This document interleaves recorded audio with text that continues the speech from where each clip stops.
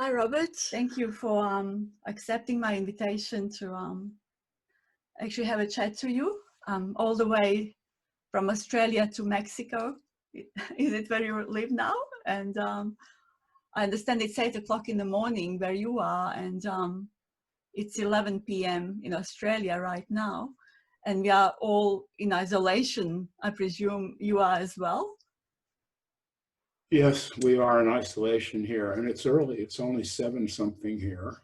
Okay. I just jumped out of bed a short time ago and wasn't expecting to be doing this, but here we are. I got your email and clicked on the link, and we're connected across time zones, many of them. Yeah, I want to say thank you for that. Thank you for doing this. I really appreciate it. You know, especially after your illness, you were unwell and you still, you know, said yes to this interview. And I was burning to talk to you for a while. It's just because I heard your message, which was really unique to me. A friend of mine, she sent me a link to one of your interviews. And I mentioned this to you before. You were on a Buddha at the gas pump once, but they were like a little 5-6 minutes interviews. And you said you started with, I would not tell this to anyone. And then in the end you said, but I would not exchange this for anything. And it really struck me. Then I came across your books, and they were really something else. Like, I normally do not read non-duality books, but someone actually borrowed me the 10,000 Things, which is just amazing.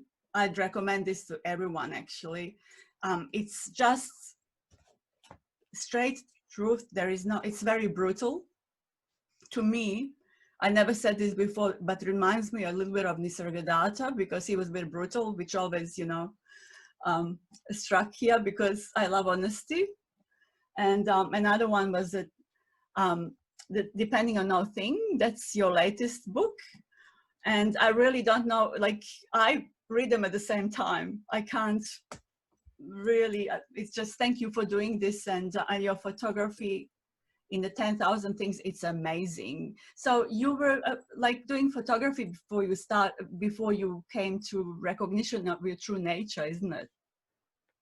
Well, I had a career as a photographer back in the 70s and 80s. And after I had a kind of awakening, that was followed by an illness that lasted for about a year, a little more. I was really ill. I couldn't work or do anything really. And when I recovered from that and tried to get back into photography, I just found that I didn't fit in that world anymore. It's a very competitive world, and meeting collectors and having to market your work and all of this, it just didn't feel right anymore.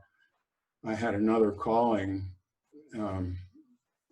Well, I should go back and explain that. While I was very ill, I tried everything to get better.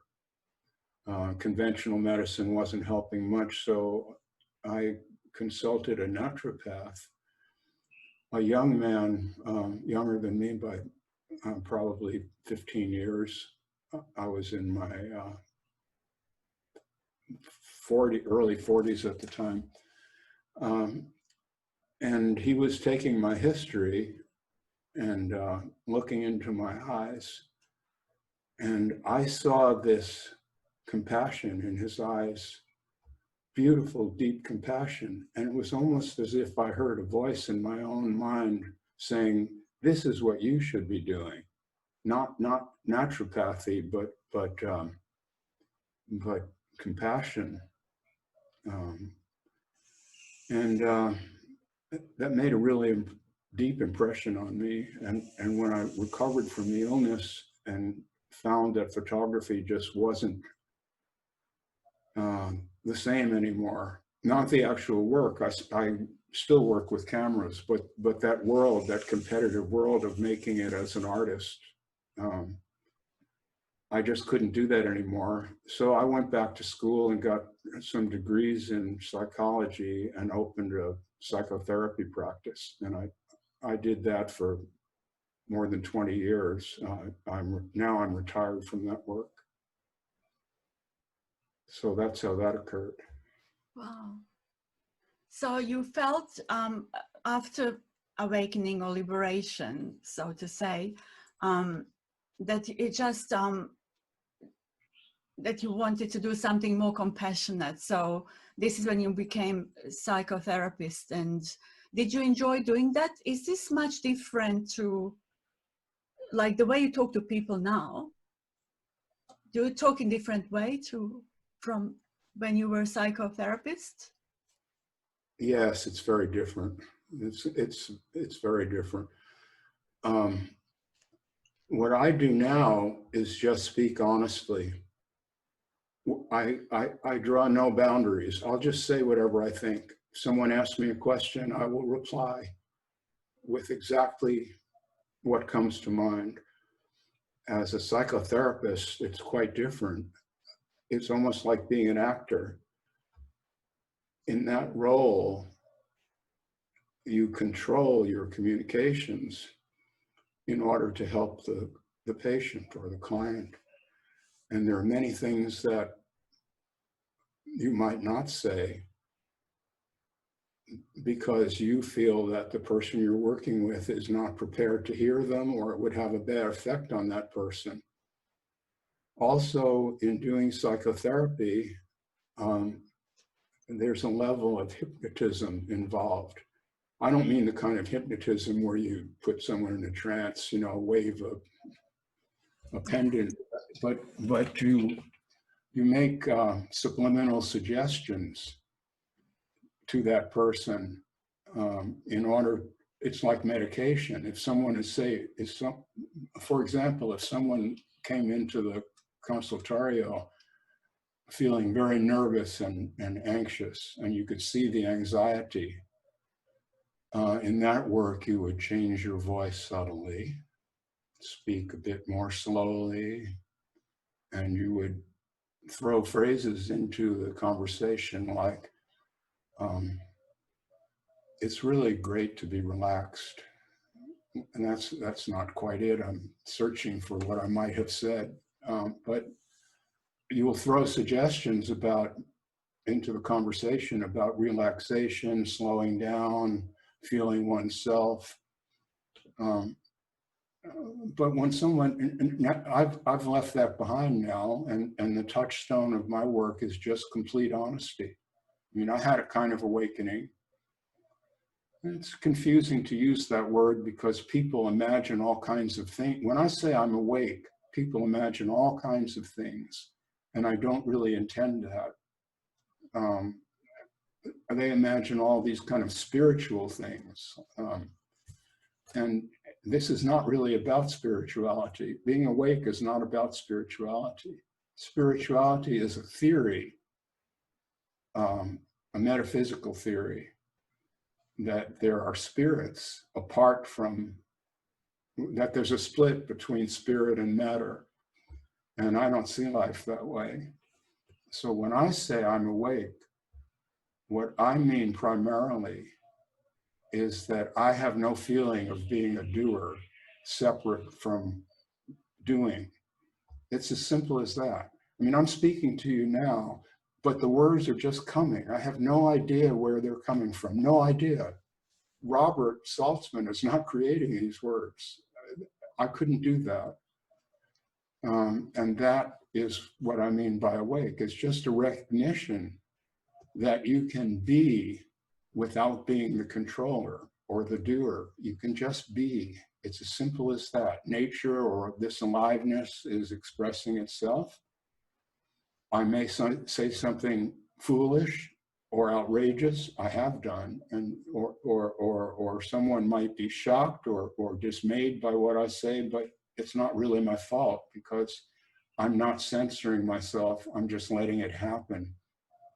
And when we just let life happen and get into that flow, there's a tremendous sense of relaxation and vitality that the ordinary personality just can never achieve. No matter what it tries, you won't get there.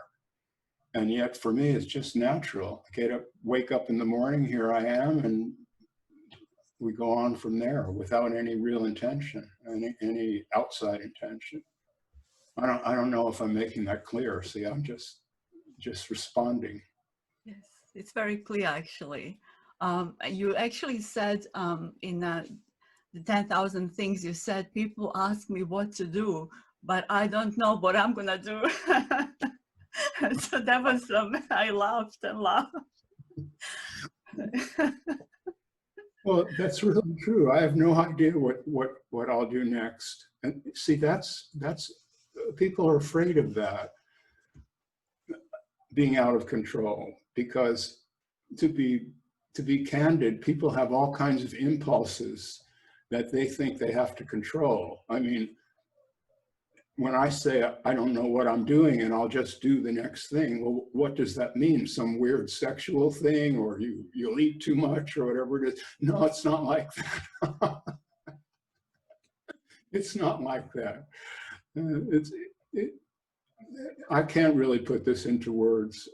I tried in 2 books, but people still have questions. So I suppose that these questions will always be there, Sabine. Yes. People often don't hear though. We listen, but we tend not to hear, I think. And although you really say so clearly, and I read through this and I go, oh my God, do people hear this? It's so obvious. Because when you said something really good about illness, how you were unwell, and how people expect you to be well all the time. You know, you can't be unwell if you awaken, you know. And this really got to me also, because you just said it's not like, you know, most pretend they're untouchable, but you so seem fragile. You so when you were sick, when you had your back pain, you know, you at times you were depressed, you know, and that is amazing that you can't, that you really, for me to hear that, I just knew there was a honesty there, and I wanted to hear it, you know. Oh, well, thank you. It's very good to hear. Mm. Well, I think there's a misconception about what it means to be awake, and that's because this spirituality thing got thrown into the mix, where, you know, Jesus was perfect, and we're all supposed to be that way. And that's not my experience at all. My experience in life is that we're human. We're human beings, and we feel all kinds of things. And sadness is part of it. I mean, there's one of the things that I really dislike about a certain kind of spiritual teacher is they sit there grinning and telling you how wonderful it is to be awake. There are some wonders involved, but it doesn't mean that you never feel sad or anguished or ill. Not at all. What it means is that you feel fully human, probably for the first time in your life. You have this feeling of that it's okay to just be as you are.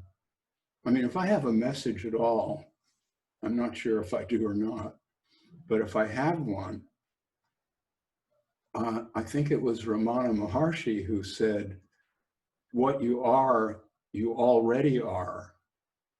And I love that. I think what he meant by that is you don't have to strive to achieve some other state. Just be in the state you're in, and that will be it. And that's how I feel about all of this. Be yourself. You can't avoid it anyway. So as long as you keep trying to be something better than you are now, you're not here now. You're in this dream of what it will be like when you finally attain the great awakening or something. But the great awakening is here now. It's not in the future after you have learned more, or you've changed your life around so that you deserve to be awake. I mean, you deserve it now. It's here now. And it's not a special thing that's only for a few geniuses. It's not like that. Everyone has the possibility of being right here in the present. Everyone. And I'm trying to express that. That's what I do in my writing and my stuff on Facebook. And fortunately, a lot of people have picked up on it. I'm really gratified by that. It's not my intention to be a teacher. I don't consider myself a teacher. I'm just sharing my own experience as honestly as possible. But it feels really great to hear from so many people that the words I've written or spoken have inspired them to be more present and to accept themselves as they are instead of trying to improve that. So I think that's the essence of it. Just be what you are and try that out with all the things you don't like about yourself, whatever they are. Maybe you need to lose weight. Maybe you're having these weird fantasies and wish you didn't. Maybe you have anxiety or you feel sad or you smoke too much or whatever it is. Just allow yourself for once in your life, I'm saying, to just be that way and just relax and then see how you feel then. You might like it.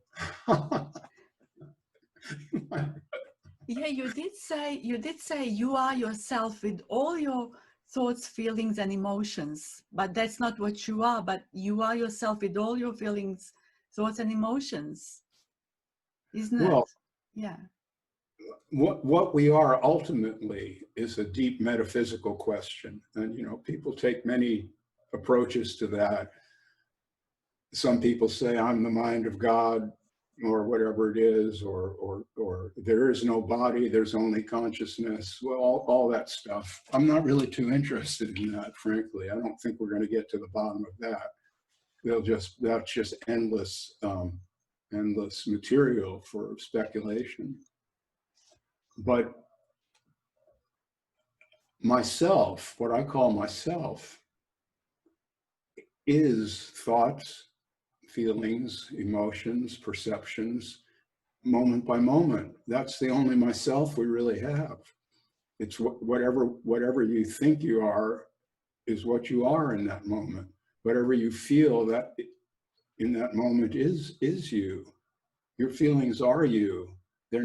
It's not as if there's a you and then feelings come from the outside and kind of enter that you. The feelings are you. They're bubbling up from the inside. They're in your brain. They're in your heart. They're in your genitals. Those are feelings. That is you. It's why we say. It's why a woman might say a man will never understand what it's like to be a woman. That's right. He doesn't have a woman's body. He doesn't have a woman's hormones. He's never going to have those feelings. There's no way. And so I'm speaking in general here because I don't want to offend anybody who has these difficulties about gender. So this is just a general observation. It's only an example. See, there's a perfect example. That thought came to my mind that there are people now who have this bizarre idea. I think it's bizarre that I'm not a man, I'm just performing a man, you see, and then gender is fluid. No, it's really not fluid, not in that sense. I mean, this male body, although it's an old one now, I'm 75, but it's still driven by testosterone in a way that a woman's body is not. Her body is driven by estrogen in a way that mine is not. That is me. It's not as if, as the spiritual people like to say, you're not a body. That's not true. Of course you're a body. Take this body away and there won't be a you. And you see that this is why I say I'm not a spiritual teacher. I'm not. I can't teach anybody to understand this if what they want to do is not exist. If somebody really is determined to say, I don't really exist, there's no such thing as Robert. It's only, I don't know what they would say. I can't talk anyone out of that. So what I'm getting at here is my experience is not that I'm not a human being or an animal. I'm fully human, a fully human animal. That's what it means to be awake. You realize the condition you're in, which is you were born. You see, there's another one. I was never born and I will never die. You see, this is nonsense. It's just nonsense. I understand people have all these intellectual justifications for it, and they can make a big argument for, from jnana and Hindu mythology and all of this. I don't see it that way. I see that at a certain time in 1945, my mom gave birth to this body. The body had a human brain, and so it developed self-consciousness over the next 2 or 3 years. So now I'm 3 years old and I'm aware that I, Robert, am separate from other people. And I have my own likes and dislikes that other people don't share. I'm thwarted by other people's behavior, or I'm enchanted by it and all of this. And that is me. That's Robert. And what I'm getting at is when that is accepted by myself, that I am a time-limited being and that I'm going to die, then this moment becomes precious. There's really nothing to discuss, nothing. I don't need to seek anything. It's here now and it won't always be.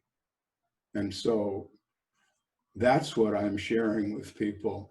And I think people find that liberating, to be able to admit to themselves that seeking won't get you anywhere. What you are already, and that's here and now. Well, I have an excuse for rambling on like this. I do it anyway, but I'm taking this oregano oil, which is known to be stimulating to the verbal centers of the brain. And I'm taking a lot of it right now to get rid of these amoebas. So, well, I've spoken far too long. Why don't you say That's something? good.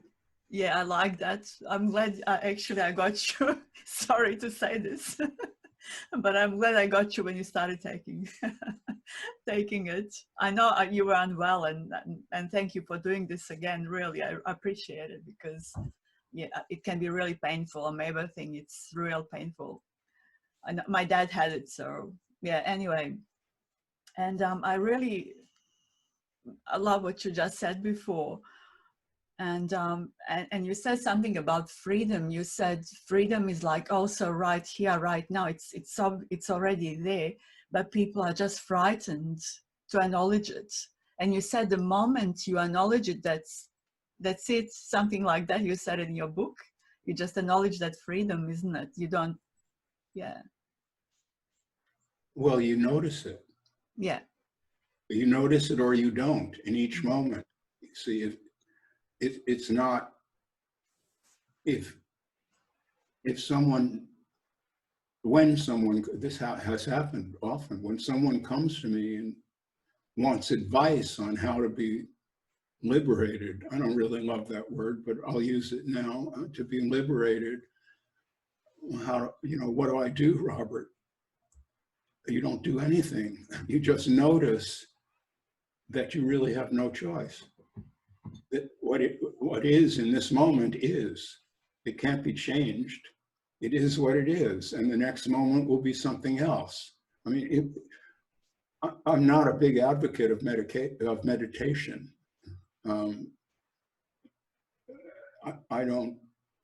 I mean, if someone needs that, that's fine. I'm not speaking out against it, but I don't think that's really important.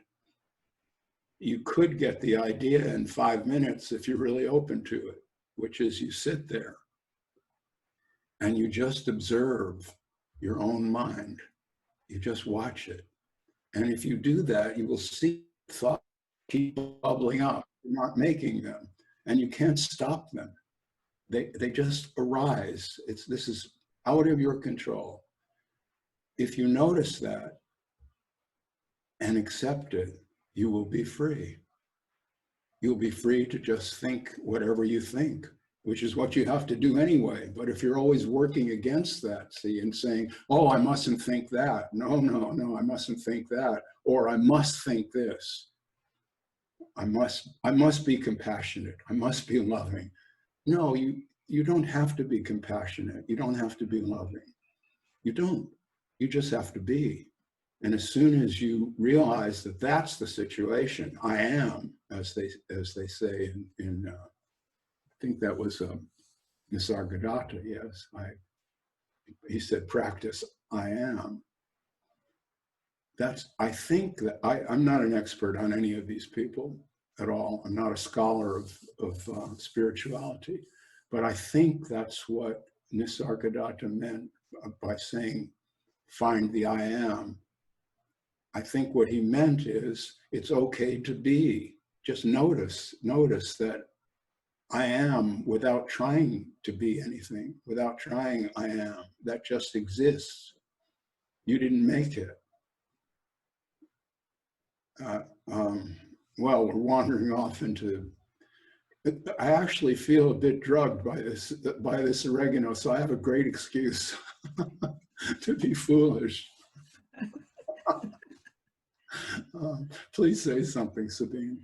Okay, no, I just don't want to interrupt. I really enjoy your talk. I really do. So people need to hear this message.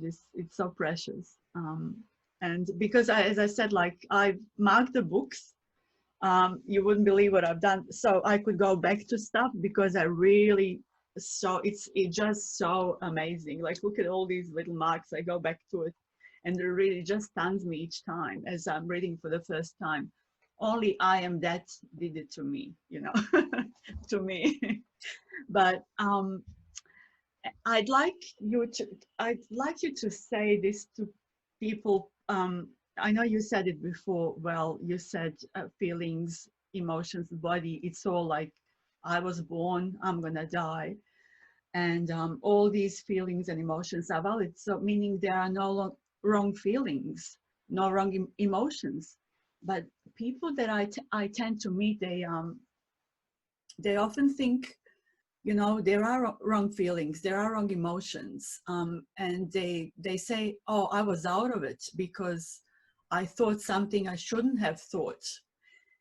So yeah, what would you say on that? I thought something I shouldn't have thought. See, that implies that there's a controller who, if I were only fully enlightened, then I would only think the right things.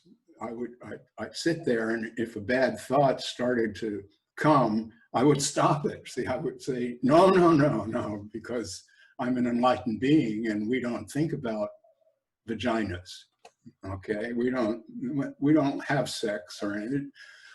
Well, that's ridiculous. It's just absurd. There's no such controller. There is no such controller. We are programmed to be sexual. That's how we all got here. A male sperm entered a female egg, which is why this whole gender nonsense is nonsense. These sexes exist. I understand there's a very small percentage of people whose physical nature is intersex. That it's true of the sex organs, it's true of the chromosomes, it's true of all of that. That exists, but that does not mean that human beings are not basically of one sex or the other. It doesn't mean that sex is only a performance and anybody could, that it doesn't mean that a man can just be a woman. You just have the surgery and the hormones and you're a woman. No, no, you aren't. You're a transsexual, and that's not the same thing. A transsexual is not a woman. A male, a man who transitions is not a woman. It's transsexual. It's a completely different thing, in my view. I know this is controversial, but it's been on my mind lately, and I've been having these conversations with people, so that's come up. But to get back to what you were saying, there's no controller of thoughts. You can create a guilt about your thoughts, or you could have been programmed to feel guilty about your thoughts, but you can't stop the thoughts. The thinking is faster than any ability to stop it. This is what I mean by 5-minute meditation. Instead of sitting on a mat for 20 years, sit on one for 5 minutes, but really be serious about it. When I say serious, I mean not that you're trying to get somewhere exalted and you're trying to make yourself into a realized being, another foolish word, foolish term. You just sit there for 5 minutes seriously and notice that thoughts just arise and they go wherever they go and you're not doing them.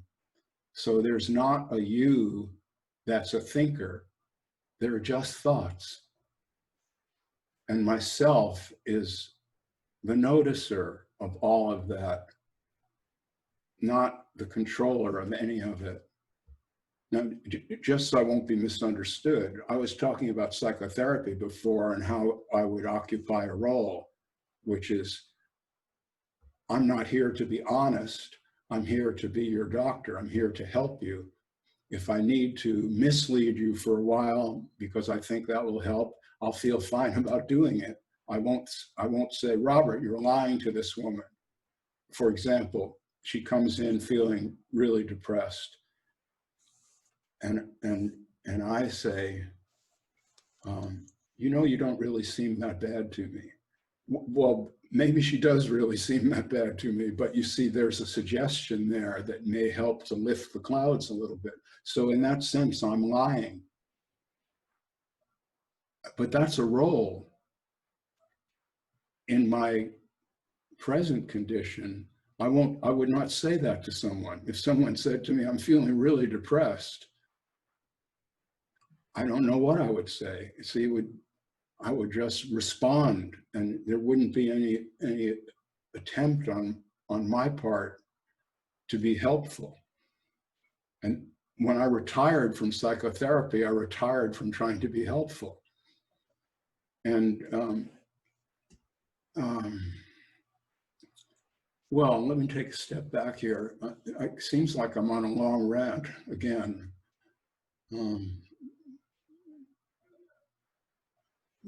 What happened in my case is, after I had this awakening, if we can call it that, I remained silent about it for many years. I really had no desire to be known in that way. And I was doing my psychotherapy practice. And my appearance was very different in those days. I had my hair cut pretty short. I wanted to be as anonymous as possible. So to leave more of a blank canvas for the client to have space to express himself or herself. I didn't want my ideas to inhabit that space. The space is empty to serve the patient, client. But when I retired from that work, well, what happened is, I had a really dear friend here in Todos Santos, Robert Hall, who was an ex-psychiatrist and a renowned Buddhist teacher. He'd been the staff psychologist at the Spirit Rock Meditation Center in California, and he was a rather well-known guy, and he was doing Buddhist teaching here in Todos Santos. I'd been here for about 7 or 8 years. I had never spoken a word about this to anyone.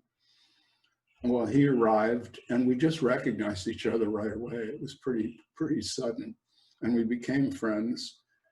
And we started meeting once a week to have lunch together to discuss these matters explicitly. We weren't just going to socialize. We were going to talk about Buddhism, what does it mean to be awake, and all of these matters. So one day we were talking and I made some remark. And he said to me, you know, Robert, you really should be teaching. You're a teacher of non-duality and you really should be doing that. And I said, Robert, don't put me on an ego trip. I don't want to go there. And we kind of dropped it. But he's deceased now, a couple of years. He was a very tricky guy, and he got me on the phone and said, you know, there's this woman in my Sangha, and she keeps crying, and I can't get through to her. Would you speak with her? And I was retired from psychotherapy at that point. I agreed to do it, and she came to me with all these questions about awakening and spirituality and all of this. And I just replied offhandedly. I wasn't trying to be her teacher. And then next week, there were 2 or 3 people that phoned me up and said they'd spoken with her and I helped her so much. Could they come to see me? And they did. And so for about a year or a year and a half, I would meet with these people and they thought of me as their spiritual teacher. And I kind of got into that role. I would sit there quietly, and, you know, this kind of foolishness. Because you see, that's not natural. It's a role. You know, I've criticized these spiritual teachers who are just always so nice. You know, they're too nice. They speak so, and they have the flowers, and, you know. And then, well, so after about a year and a half of that, I just couldn't do it anymore. It just wasn't happening for me. And so I stopped doing that. But during that year and a half, a fellow by the name of John Troy, Yes. he had a radio show called Wisdom's Soft Whisper. And he got in touch with me because he'd seen something that I'd written for an online magazine. It was an article called Awakening in Baja California. And the woman who asked me to write it somehow heard that I was doing this spiritual teaching. And so I wrote this article. And it came to John's attention somehow. The internet is amazing. I mean, here you are in my room here in my studio. It's beautiful. And thank you for doing this, by the way, Sabine. It's very nice to talk about oneself. No, It's relaxing. Yeah, people need to hear this, you know, and you don't know who might be serious about it and or burning about. I don't know, that's how I see it. As Nisargadatta used to say, burning, or I can understand what he meant. There is sort of almost like a burning desire, and then listening happens, hearing happens somehow, like, I think, because all life really beats us as it's done to you. Similar happened here also, like there was lots of suffering and unstoppable. It was like make it or break it, you know, and I was never interested into this. And similar, this is another thing that attracted me to you, because like to your message, because you said you were never into spirituality much, or, you know, you not into meditation. Like I never used to. I actually disliked it. The word spirituality for me, it was just another religion in a way. I don't know. I was like, I never liked religions much. So, but then, and you know, I've heard you saying also that I read it in your books that that you were silent like for 20 years, as you said. And then you started speaking after Robert Hall told you about, like, suggested. And I think he was right, because we don't have many UGs around. We don't have many Nisargadatas around. And at this time and age, I find people are very defensive. They take things personally. And then they'll need to look into themselves. If I get defensive, is it the messenger or is it me? You know, like my teacher used to be cruel with me, but at times, but I waited to go out and laugh, you know, because I did not care. This is when I think sincerity is, but I at the same time, they can't do anything about it, I presume, as you said before. And I wanted, because you said like about things that we can't do much about, we can't change the thoughts, feelings, or emotions. At the same time, I don't know, what do you think about morality? I was thinking to ask you about that. What about morale? Is there like a natural, like, if we look at the nature, you know, and I tend to compare myself to a bird building a nest for their little ones. It still builds that nest, you know, and it just teaches the little ones to fly, you know, the mother in the nature. So do we have kind of some responsibility, or is it just a natural response within us? Or how about morale? Like all these non-duality teachers doing stuff with this, I don't know, their followers, and, you know, stuff we hear all the time. They believe they're important, and maybe the disciples fall for them, and they use the opportunity to be with the younger chicks, or, you know, how do you see that? Like, can they do anything about it, or is there some kind of, you know, boundary, or no? Oh, I see. Well, to get back to the bird thing first, Yeah. birds don't have a sense of responsibility. They have a built-in instinctual nature. They don't learn to build a nest any more than a spider learns to spin a web. This is the mystery of brains, of nervous systems. They come pre-programmed. A human being doesn't have to learn to thrust the hips to have sex. It's just a very natural, it's built in. So you don't have to watch a porno to find out how to do it. It's not like that. Yeah. And the same thing with the bird. A bird just builds a nest. And we humans have evolved over countless time to care for one another. This is very natural. It's natural to love. It's not something you have to learn. It's not something that you have to be taught by some teacher. Compassion is not something you have to learn. It's very natural to see that the person in front of you is like you. If they get hurt, they're going to bleed, just like you will. If they fall down in the street, it's natural to walk up and say, "Are you okay?" and maybe help the person up. You don't have to learn that. It doesn't have to be taught to you.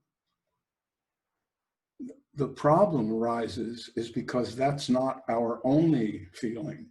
We have contradictory feelings. We have feelings of aggression also that they're not wrong. They're part of the whole package of surviving as a human animal. You have to learn how to fight. You have to learn how to defend yourself.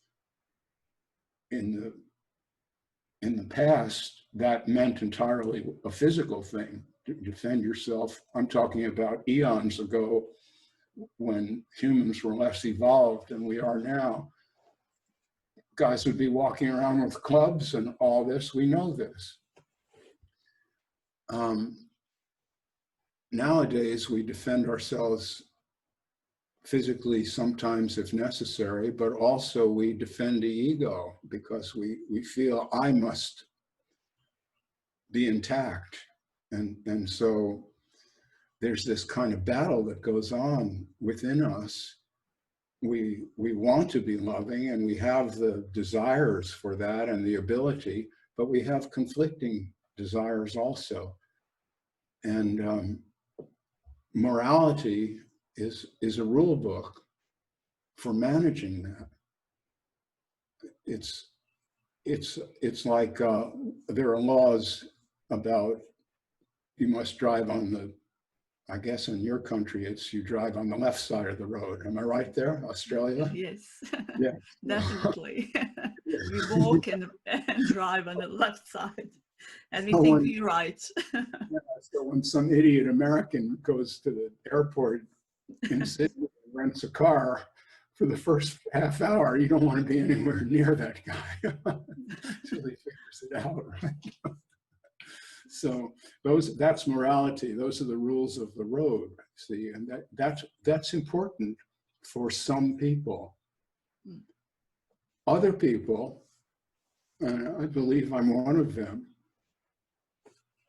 when you have a deep understanding, you don't need rules to stop you from transgressing against other people. You're just not going to. I can't explain exactly what I mean by that, but when understanding changes deeply, behavior changes automatically. You don't have, that's what I mean. I don't have to control myself. I really don't. And I don't control myself. I feel quite confident that I'm not going to transgress against someone. I may hurt someone's feelings. I don't mean that. But I mean, I'm not going out in the street and rape. It's just not going to happen. I don't need laws against sexual predation. It's just not on the agenda. And see, once you know that, then you can really interact with people in an honest way. And that is when you feel the beauty.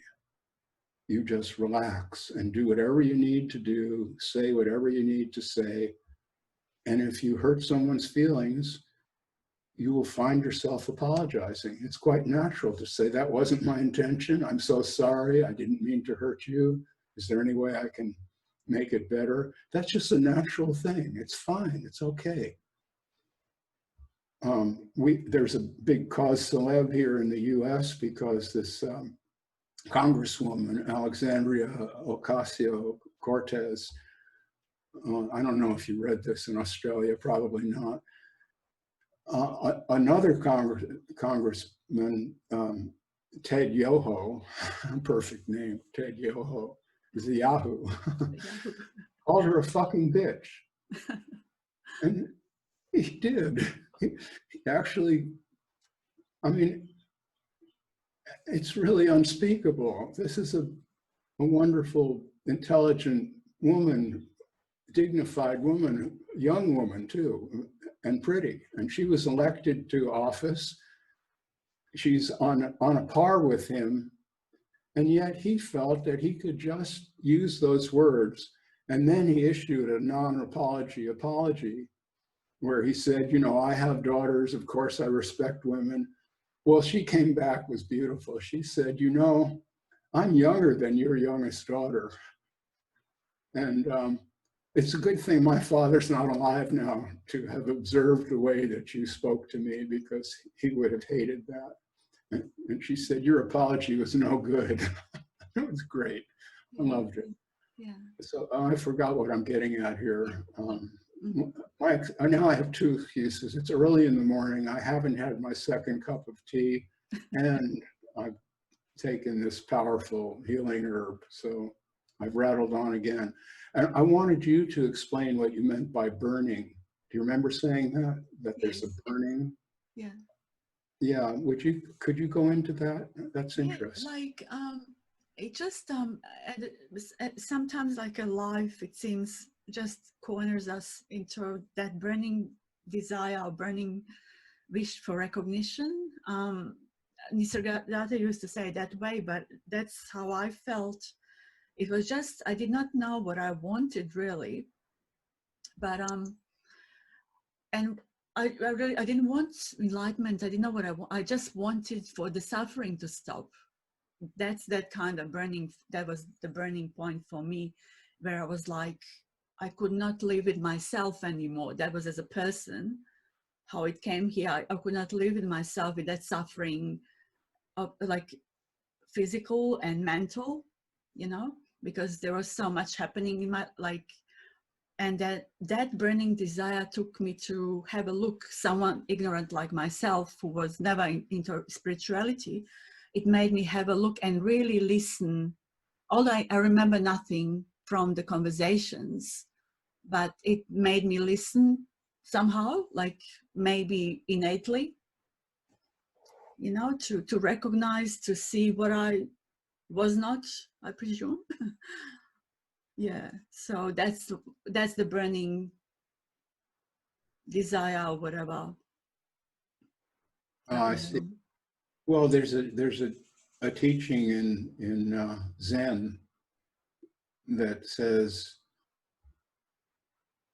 imagine that you have a red hot iron ball in your mouth. When your desire to awaken is as strong as your desire to spit that out, you will awaken. And that's why I asked you about that, because it struck me hard, you see. I like that. It's so good. It's really good. Yeah. Yeah, Yeah. that's very well explained, actually. Yeah. Yeah, see, that's yeah. that. Well, that is what it is. And So, you know, you said something. You say because someone actually in one of the chapters in I think it was in Depending on Nothing. In one of the last chapters, someone said to you that you reminded them of Nisargadatta also, because you were so.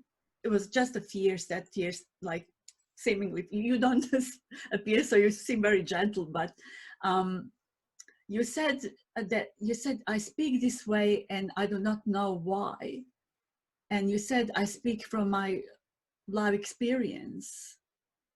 Yeah, so, and that is what is really different, and I really like about your message. Yeah. oh, thank you. Mm. Well, I think I've been compared to Nisargadatta and also to U.G. Krishnamurti, and I think there's some similarities. Mm.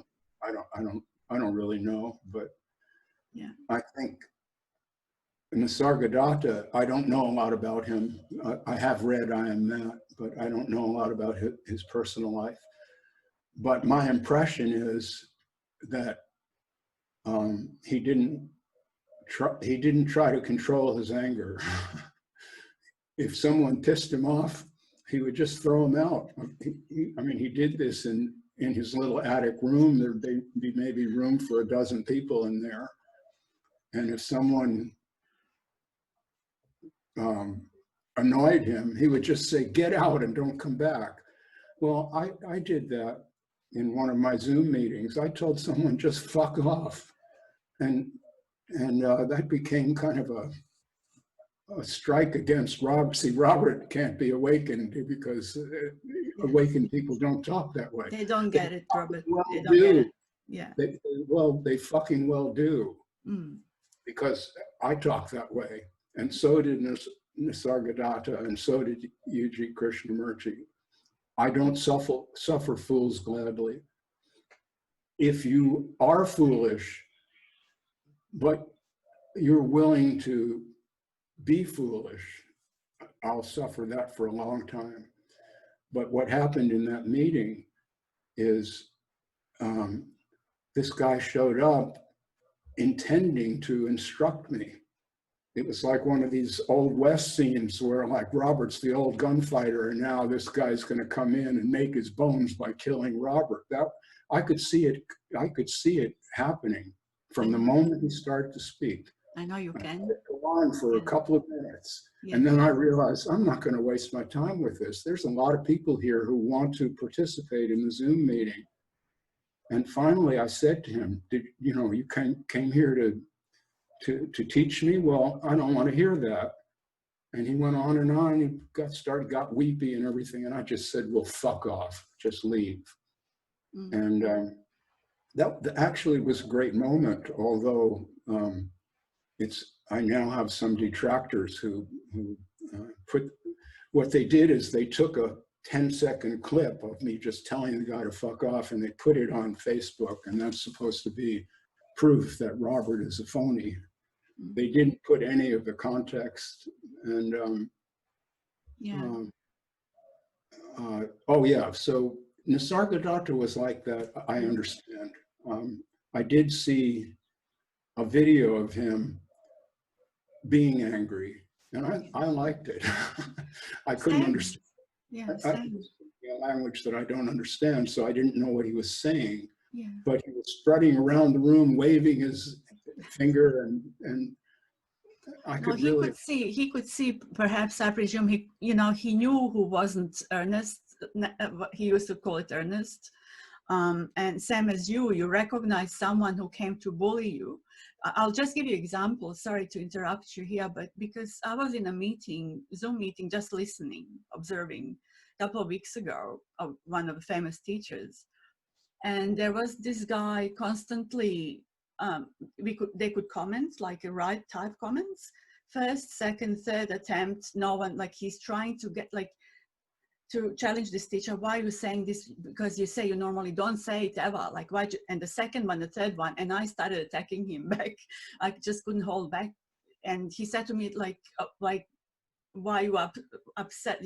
Why are you just get over it? Like, you just pick up on that vibe. He's like a scammer or a bully trying to, but he doesn't see a problem in himself, you know? He's striking, attacking. He joined Zoom meeting to attack the teacher. He wasn't there. He wasn't genuine, you know, about understanding the message. So anyway, these people, they need to see for themselves. You know, no one else can do it for them. So what can you do? Yeah. Yeah. Well, in my experience, that's one approach to someone who's considered a teacher. As I said, I've repeated this many times, I'm not a spiritual teacher. I'm really not. I'm an honest person about my own life and my own humanity. But people regard me as a teacher. I understand that. It's because I bring a certain intelligence to this field of interest. And they think they can learn something from me, and maybe they can. So there's many approaches to a person like that. Some of them are respectful and some aren't. And this testing thing is one approach. It's almost like, is this real or it isn't? And I understand that. There's really nothing wrong with it. I don't mind being questioned. I don't mind being questioned very hard, but I will not tolerate disrespect. I just won't tolerate it. I will respect you, and I assume that you will respect me. And if you don't, I don't really have time for that. It's why should I? I mean, I'm happy sitting here alone. I don't need the attention. Exactly. It's not why I wrote the books. I didn't write my books to get attention. That's not it. I'm an old man, and I had something to communicate before I die here, and that's how these books came to be. They're an expression, and that's how. This is a long tradition of people living their lives, gaining a certain kind of wisdom, and then just passing it on. There's nothing to gain. There's nothing to gain. I have nothing to gain. I mean, I'm 75 years old. I don't need anything. I'm perfectly happy. I can just sit in the garden all afternoon, really, and enjoy that thoroughly. I don't need any attention. Yeah, you can enjoy your own cup of coffee or cup of tea, and that's enough for you. You love being lonely probably as well as you love people, I presume. So you are fine. You know, you don't need help from anyone. People are strange. Yeah. Yeah, I don't need help from anyone. That's right. I can just sit around and be just fine with it. I spend most of my time alone. I really enjoy that. I love walking around with a camera out in nature and just observing what I observe. And in a way, the turmoil of all, well, one of the things I've observed about the 20th, we're in the 21st century now, right? Yeah. Yeah. Oh, yeah. Now yeah, we're in the 21st century. Yeah. But most of my life was in the 20th century. That's why I'm a bit confused. Being 75 also might have something to do with it. You see, that's the point. If only we could understand that mortality, really understand mortality,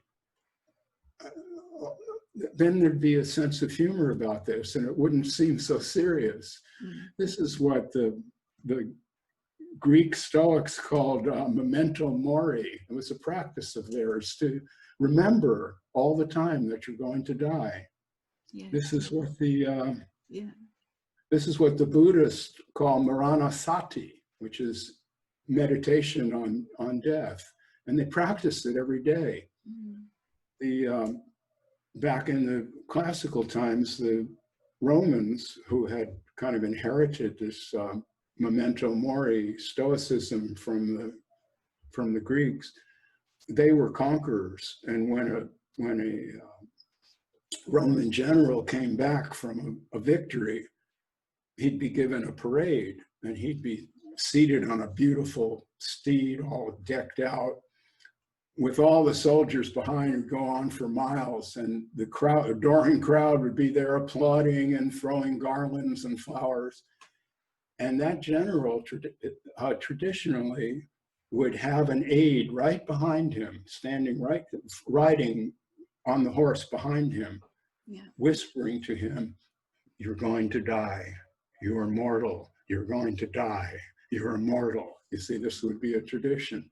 Yeah. And that's the idea. And that's what we all need. We need that aid. Or this is what the fictional character Don Juan said, that death was sitting on your left shoulder at all times. And you just had to, notice that. That is why I don't enjoy hearing people talk about the deathless state, or you were never born and you will never die. I understand that. It refers to the idea that if seen properly, it can refer to the idea that now is timeless. It's always now, and now is not the future. But I think as human beings, we have to understand that this being called Robert is time-bound and mortal and temporary, completely temporary. And when we understand that, we don't have to take it that seriously. Whether I awaken or not, I'm going to die. Whether I'm a realized being when I take my last breath or I don't, there's nothing to accomplish. It's not like this superstition where if you realize this now, you go to Valhalla or heaven or something like that. To me, that's nonsense. And it drives a lot of people crazy. I mean, it really does, because they imagine that this life is only a preparation to attain this thing that you're going to eventually get when you die. And when you do that, I say, you're not really alive. When you realize that you're going to die, then you're really alive. And that's why when I see a cardinal, a red cardinal on the tree singing, my God, it's moving. It's really moving to me, because I realize that the cardinal is going to drop off that branch one of these days, and I'll find him lying in the path, or the cardinal may outlive me, and I may not even be able to go to bed and sleep tonight. It may not last that long. And when we realize that, and maybe you have to have been ill or be old before you realize this, I don't know. When you realize that, a hug or a kiss is unbelievably sweet. It might be the last one. And when we approach life that way, see, I'm speaking with you now. This is wonderful. I can't imagine anything better, Sabine, than sitting here speaking with you. This may never happen again. No one, I may never speak with another person this way about anything. I may not even survive this meeting. This is true. We don't like that idea. We like the idea, yes, I'm going to die, but that's later. Yes. If you get over that, I'm saying. Yeah. Memento mori. Yeah. You understand the preciousness of each moment, and you participate in it without trying to be perfect, without worrying about fucking up. You're going to fuck up. We're just human here. It's okay. It's fine to fuck up. And you don't have to feel guilty, because eventually you're going to die and all those fuck ups will just sink to the bottom of the ocean. No one will even remember them. So you're off the hook. You see, Yes. It's okay. Yeah. So when you know you're going to die, basically when you remind yourself, then you live this moment fully. As you said, you just enjoy what isness, what's in this moment, and yeah, to the max. So yeah. Yes. Mm. Yeah. You just enjoy it for what it is. Beautiful. Yeah. I love it. It's really good. Yeah. Well, I'm really happy that you read my books and like them. That's really good.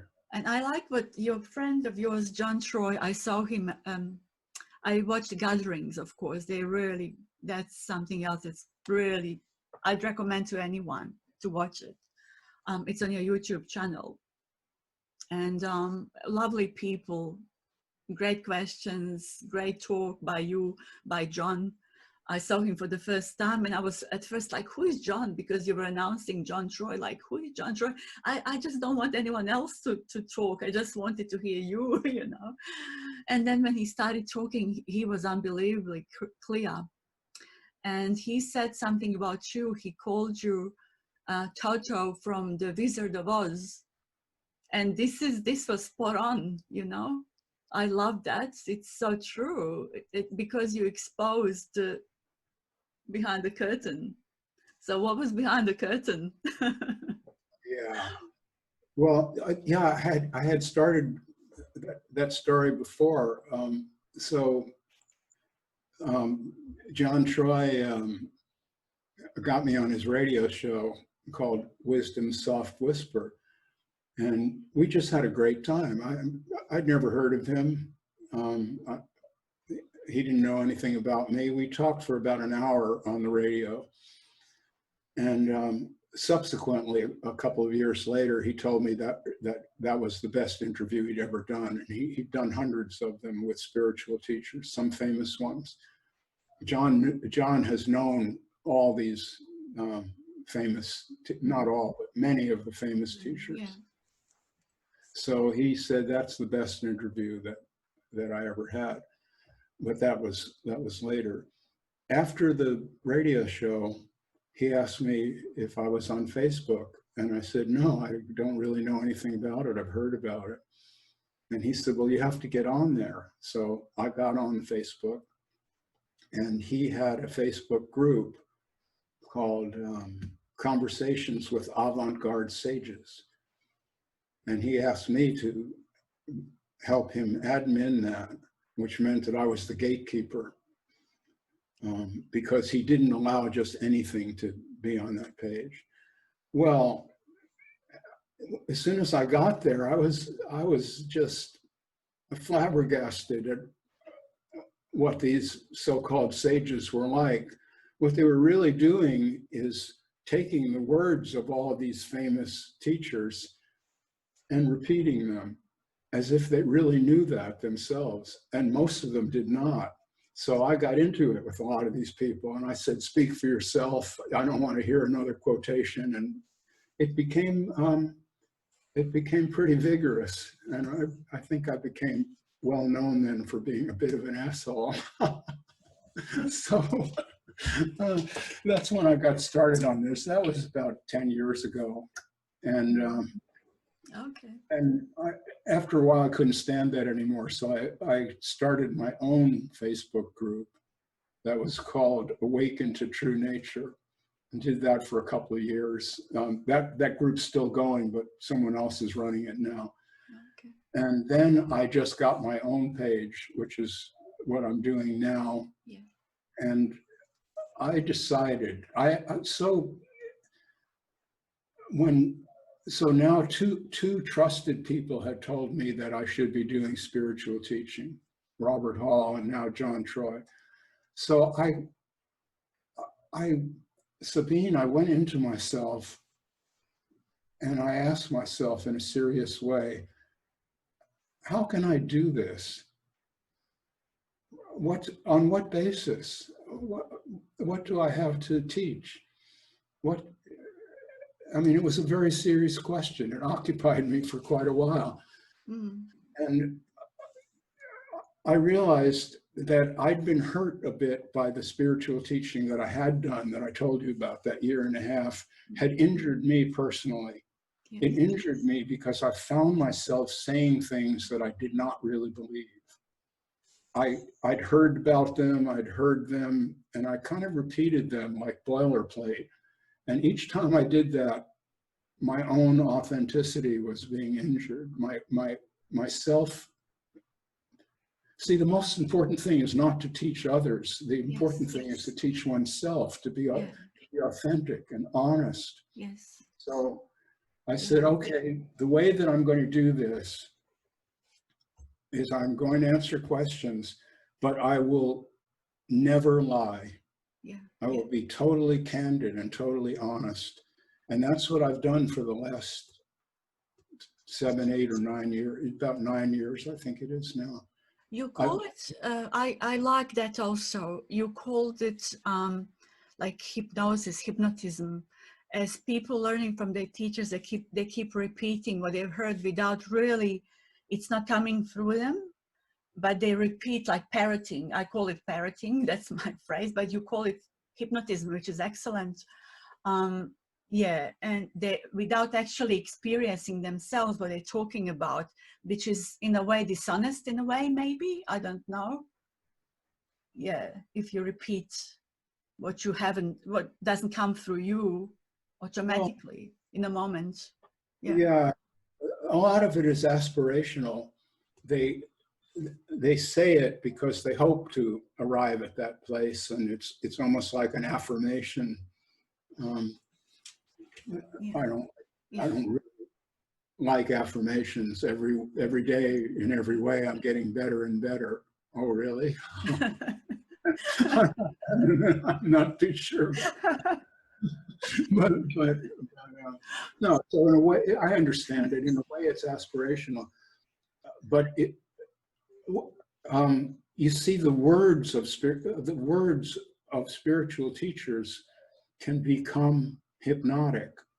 If you have someone dressed in a costume and they've got the mala or whatever, and the insignias of authority, and they sit there with a very practiced, they're there and they just project, and it's very easy for the listener to fall into a trance, a hypnotic trance, and to imagine that what they're hearing is truth.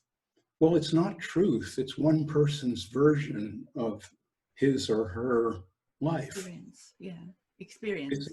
There's no truth in that sense. The capital T truth does not exist for us human beings. We have no access to the secrets of the universe, after all. We don't.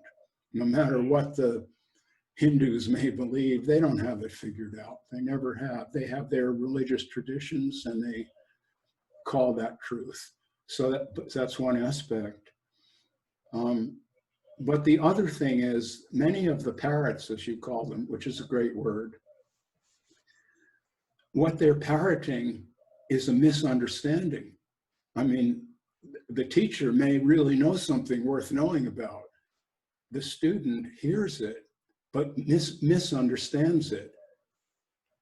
I really think this is what happened with Papaji. John Troy knew him personally, visited him and all that. And so John told me a lot about him. And he was a totally ordinary cat. John stayed at his house. He would watch soccer matches on TV and put his feet up on the table. He wasn't some kind of god. Well, he had all these people from the States came over there. This was after Rajneesh died. They needed something else, so Papaji was the flavor of the month. They went over there and hung out with him. And they misunderstood. They asked him if they were awake, and he said, "Sure you are." And he meant that in the same way that I mean it. Yes, you're awake now. You just have to notice it. But they took it as if it, but they hadn't really understood him. But they took it as some kind of imprimatur. Yes. That meant they were now ready to teach. So they went back to California. That's where the money is, after all. And they opened these practices of sitting on a stage with flowers and everything and just going on with this bullshit. Yeah. And did you see, sorry, did you see that actually Papaji, he criticized them for doing so? He said they had to wait for 10 or 12 years.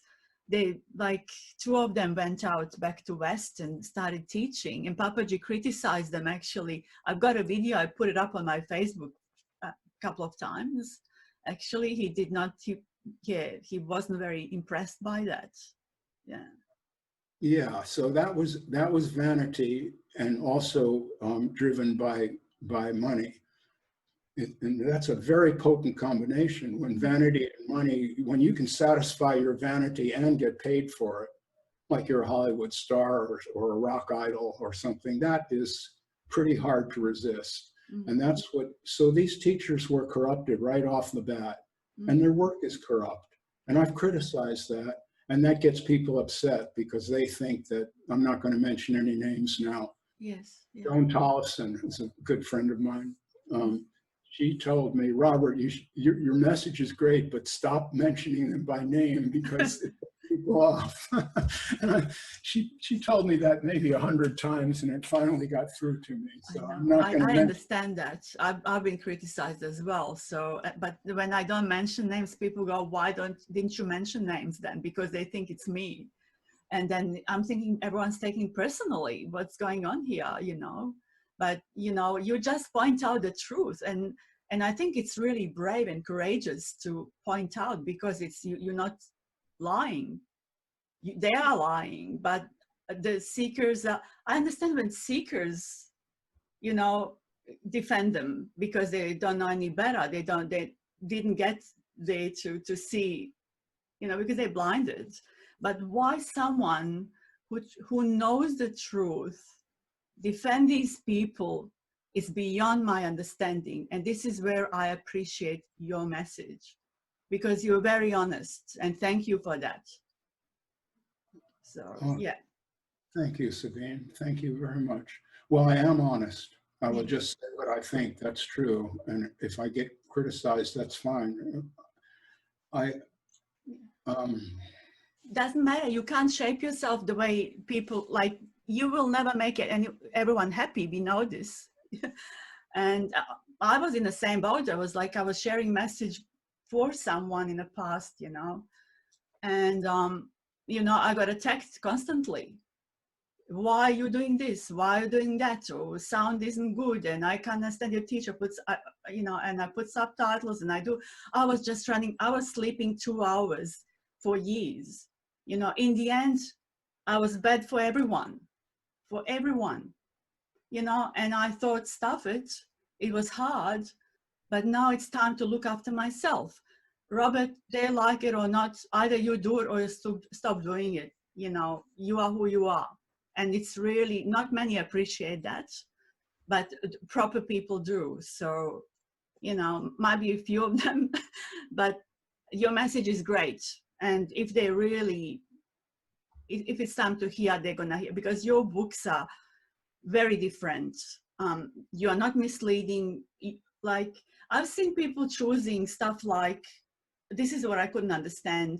Oh, you know, you're no longer judge and you don't have opinion. Like, I have opinion, I judge. I believe every single one of us, we're gonna judge to the end we die, or we'll have opinions. That's how I see it. I don't know how you see this, and I'd like you to say something on this one. Like, am I misunderstanding something? Do we judge still, or do we not judge? Judging happens, isn't it? Yes, of course. You see, this idea of not judging, that's a very old idea, and in a way it's true. There's teachings in Buddhism and even earlier in Taoism that when we see the world as it is, we don't divide it into the good and the bad. And I think that's right. Mm-hmm. That's the point that I'm making.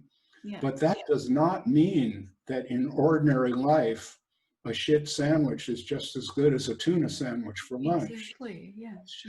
Yeah. So we have to live a human life. This other understanding takes place on another level entirely. And if one can be on that level inwardly, that's what I mean by awake. For example, if I look at spiritual teacher, I'm not going to mention his name, always has the flowers and this is very nice and sweet. And I judge that to be stagecraft. Someone, and I do, and someone might say to me, how can you make that judgment, Robert, and also say you're awake? Well, I didn't make the judgment. The judgment arose and I noticed it. And I'm not going to say, but there's this rule in Buddhism where you're supposed to never judge anything. So Robert, you're a bad boy. You see, it doesn't work that way. It's self-acceptance. It's radical self-acceptance where is the freedom place. You understand that you are going to do things and say things that may be shocking to other people, yes, that may even be shocking to you. Yes, I shock myself. You shock yourself too. You shock yourself what comes out of your mouth. You said it in a book. That's right. And so I think if you want to be free, you also have to be prepared to apologize, yes, and to say, well, I got that wrong. I had this opinion about so-and-so, but now, and I have done. Yes. There's spiritual teachers I've criticized because I didn't know all about them. And later when I learned more, it was easier to swallow what they were like. And then I've said, I said so-and-so was not the real deal, and now I'm not so sure. See, that's an apology, yeah, and that's fine. It's okay. We don't have to be consistent. It's okay. That comes from Leaves of Grass. I have there's many rooms in my mansion, or I forget now how he put that, but I encompass multitudes. I'm not quoting precisely, but that's the idea. Myself is a pastiche. It's made up of countless influences, and any one of those can come out of your mouth. That's okay. It's just natural. It's normal. Yeah.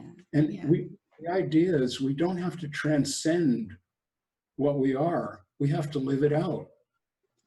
Yeah. We're not in control.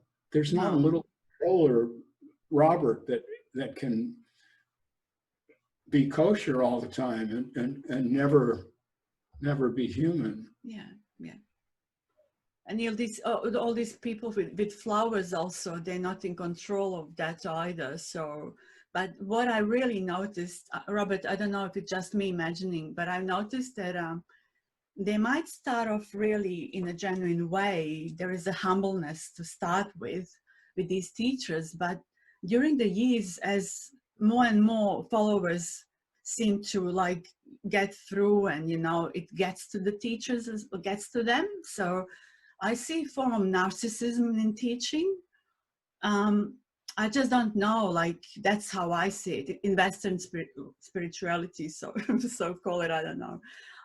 It gets to them, it's very obvious, and yeah, I don't know. So Well, so that's a real problem. See, it's possible for any of us to become corrupted.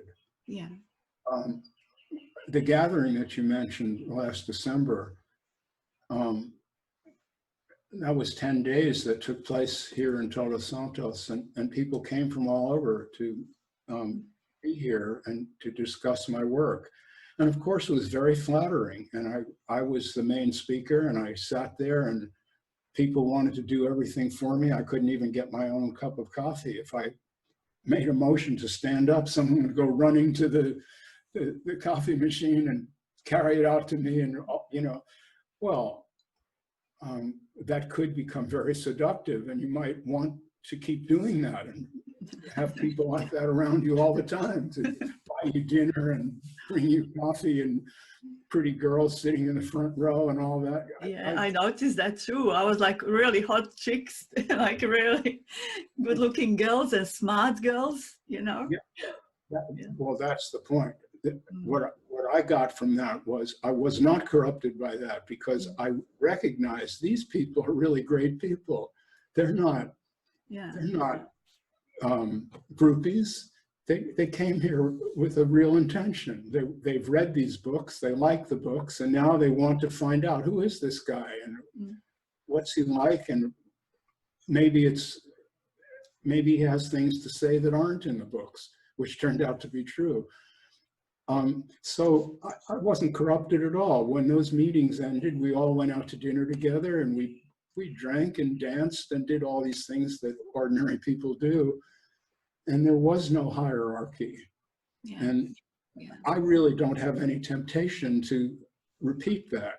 I mean, that may happen again, but it doesn't need to happen again. It happened. It was very beautiful. Yeah. And I would not want to be a cult leader. That'd be horrible. And in fact, I don't know how much of the meetings you watched, but I've watched the whole thing. I watched twice, actually, the whole thing. It was really good. Well, then you've noticed that at many points, I said and did things intentionally to not be on a pedestal. Yes. You overdid it in a way, almost overdid it. And that was really good. That was a good. If there's a choice, I'd rather overdo that one than underdo it, because it's really important. It's really important to me to be okay with myself, and what other people think of me is much less important to me. I'm not saying it doesn't matter at all. I'm a human. I like approval. You know, we all do, but I don't need approval except my own. I need to be able to wake up in the morning and say, "You're okay, Robert. You're not some kind of jerk. You're a decent guy." I need to be able to feel that way. And if I took advantage of the position of being an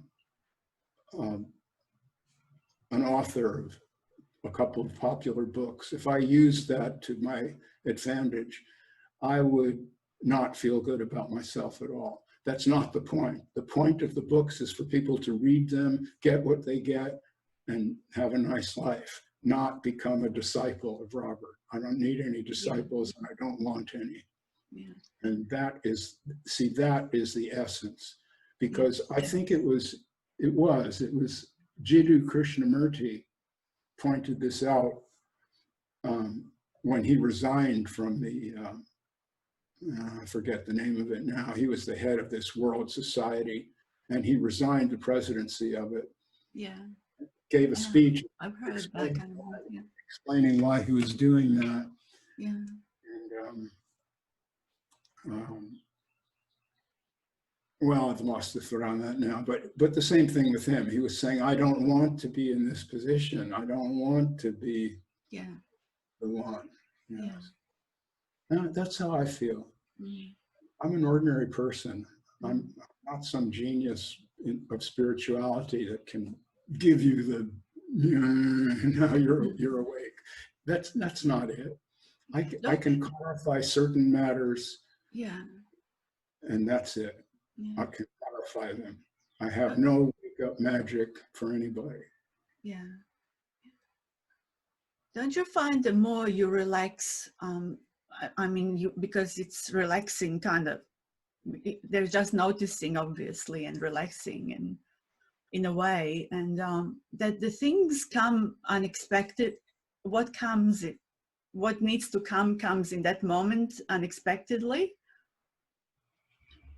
Like, and there is kind of like a wonder in a way, like everything comes to you in a way spontaneously.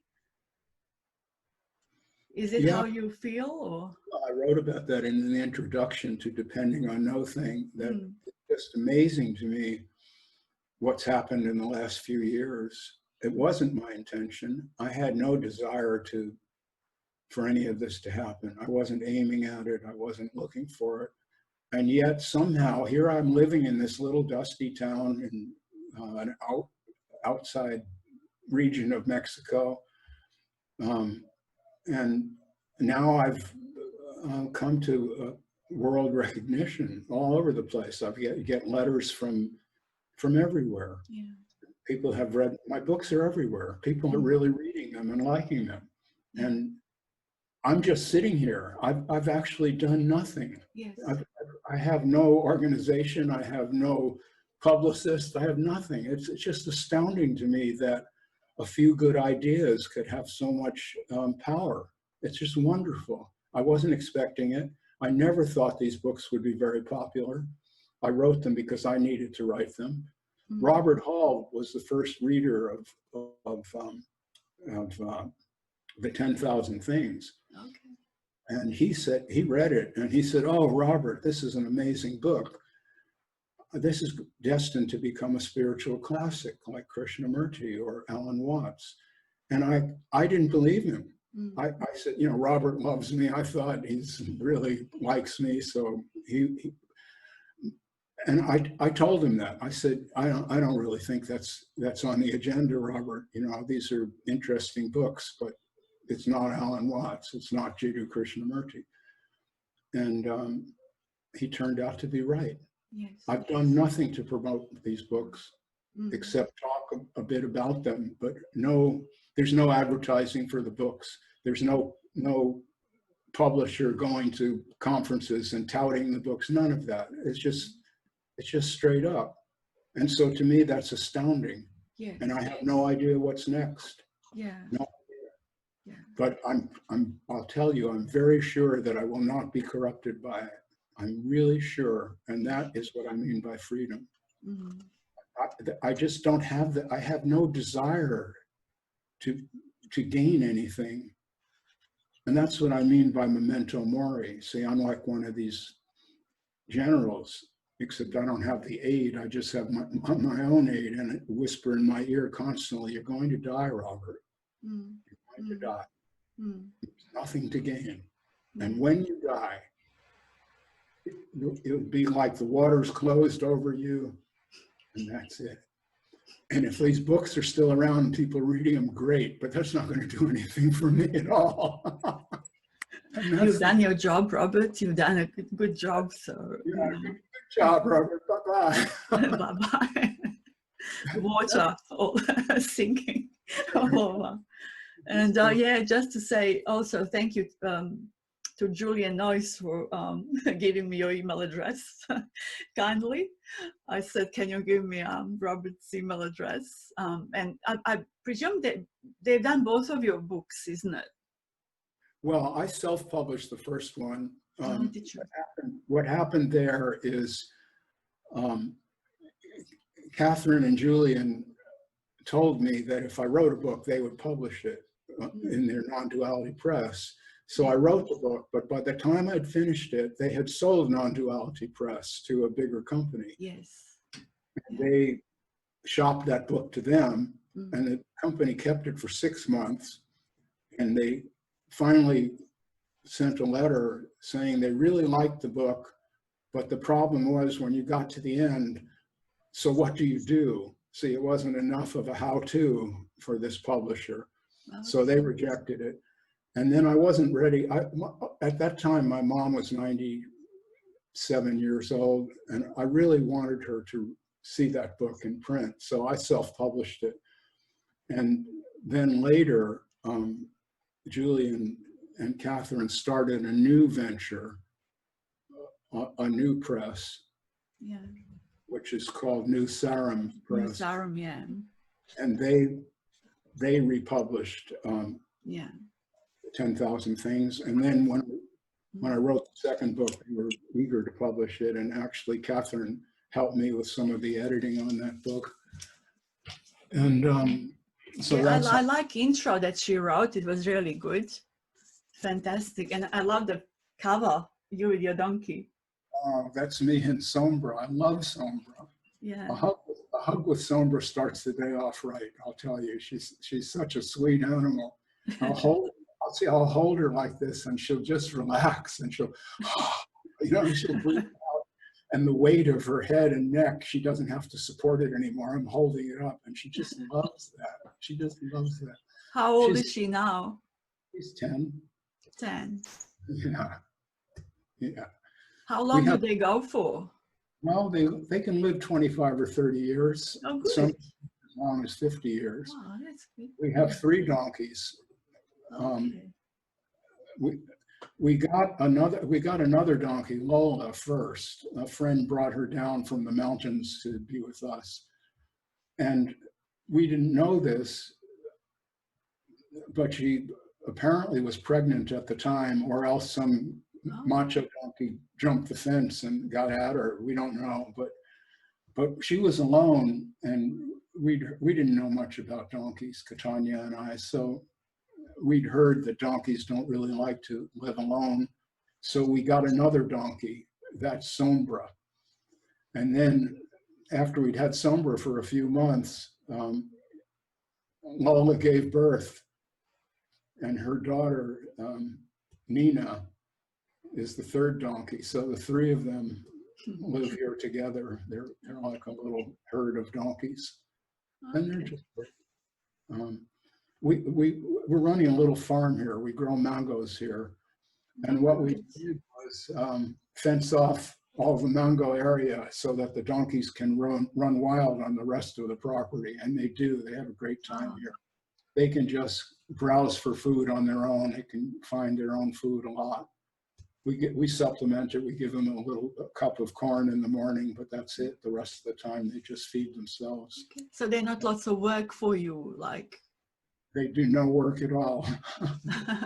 Totally spoiled. Too spoiled. They're just pets. They're like the cats that Catania's got here. They're just pets. The cats get fed every morning. They don't have to do anything. That's good. It's a great gig if you can get it. What a life, gee. Right? Yeah. Going back to one more thing, you mentioned something really different about oneness. I don't know, to start with, like, I could never personally grasp this oneness. And although there was a sense of being familiar with, I would see someone and I would know them, but at the same time, I felt I wasn't, when someone said to me something on Facebook, you are one with such and such, because I disliked something, they said, but you are one with that. I kind of, again, that feeling wasn't right. Like, I was like, no, I'm still, yes, there could be one space in a way, but we're all individual, unique beings. What did you say about oneness? You expressed it so well. You wouldn't say it's oneness, but uniqueness. Or you did say something in the book. I can't recall it very well. Well, I don't really remember that. Mm. But oneness is one of those terms that is understood differently by different people.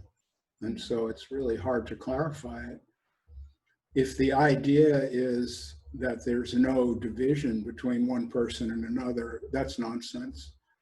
But if I say it's nonsense. I've now offended a number of people, and the ones who weren't offended might also say Roberts just doesn't get it. Yeah. Doesn't get non-duality. I get that a lot. If you only understood what non-duality was, Robert, you wouldn't talk that way. Well, I get that's possible. I mean, I could be a total idiot for all I know, and people are just being kind to me. You know, poor old Robert, but don't tell him, you know. You need to be non-duality industry, Robert. It's an industry. Robert, he's a couple of sandwiches short of a picnic, but we won't tell him, you know. So, no, there is a sense of oneness. I think we feel that we feel connected. Yeah. That I mentioned, you know, seeing a bird on a tree before. If I really take that in, that cardinal, the line that separates us can blur. And so I understand that we're all an expression of this aliveness, and we're, in that sense, we're all in the same boat. So that's a kind of a oneness. But when that's carried out theoretically to extremes, such as no person really exists, this is a classic example of how that oneness thing can be misunderstood. I say misunderstood, although they'll tell me I don't understand it. So we have to be careful about oneness and not make a God out of it. The idea is not to merge with the universe or something. There's no, you can't do that. Life will prove to you that it's not true. Things will occur that will show you your separation and your humanness, your animalness will show you that you're a separate animal, that you, as I say, you're going to die, and you die alone. And the people who watch you die, if you're fortunate enough to have anyone around, I hope I do, looking at me with love and compassion, that would be ideal. Most of us don't get that, especially nowadays. My friend David Zuckerman died a few days ago from COVID-19. Oh, wow. And How old was he? he was in his 60s. Very vital man, a wonderful guitar player, a beautiful cat that a lot of people liked very much, and had a wife and children and grandchildren that loved him. Yeah. But he died alone because, you know, he's in the hospital and no one could go in there. Wow. That's very sad, really sad. Yeah. Well, so we die alone, and where's the oneness in that? Well, there isn't any. I think if we fully embrace our humanity, we will understand oneness as our connection to all and everything, but we won't imagine that there's no separate self and that it's just this one universal self or this source or this God. Yeah. Well, I don't want to get on a rant, but I think the God idea is where this oneness thing comes from. Yeah. And it, I believe that the idea of God is not a healthy idea for humans. It's theoretical. Nobody really knows what that is or if it exists at all. So it's just an idea. And when that idea takes hold, it can be comforting to people. I understand that. And if someone believes that Jesus is going to welcome them into heaven, okay, I'm not going to quarrel with that. It may even be true, although it seems unlikely. But the the God idea is a good one to dispense with, I say, if you want to be awake. And just admit to yourself that you really don't know anything about any of this. You don't know what any of this is, where it came from. You don't know if someone is in charge of it or not. You don't know if it's one or many. You don't even know if there's any spiritual side to it at all. This entire manifestation could be just physics and chemistry. It really could. I know people hate that idea, but it's not an idea to be hated. It's an idea to be considered, I say. That this oneness idea leads to some really strange thinking. I just watched a video yesterday of a friend of a man called Tim. I think it's Tim Feke. I don't know. I never heard of him, but apparently he's an author of 35 books and a famous person. Yeah. I just don't follow this world. Yeah. And he was discussing this with a well-known spiritual teacher, again, I won't mention. And the idea that the spiritual teacher has is that brains don't really exist. They don't exist because they're only objects in consciousness. And you see, that's a claim. And the claim there is that consciousness is primary. And what we see as the world is just an illusion. It just, well, I don't actually believe that consciousness is primary. It may be, it's possible, I don't know. Yeah. But that doesn't seem like a really workable idea, given what we know now. I'm sure it was good 1,000 years ago and maybe even 150 years ago. But given what we know now about the brain, it seems very likely to me that the being of this world, this whole universe, existed first. And then life occurred on various planets. On the Earth, we know for sure.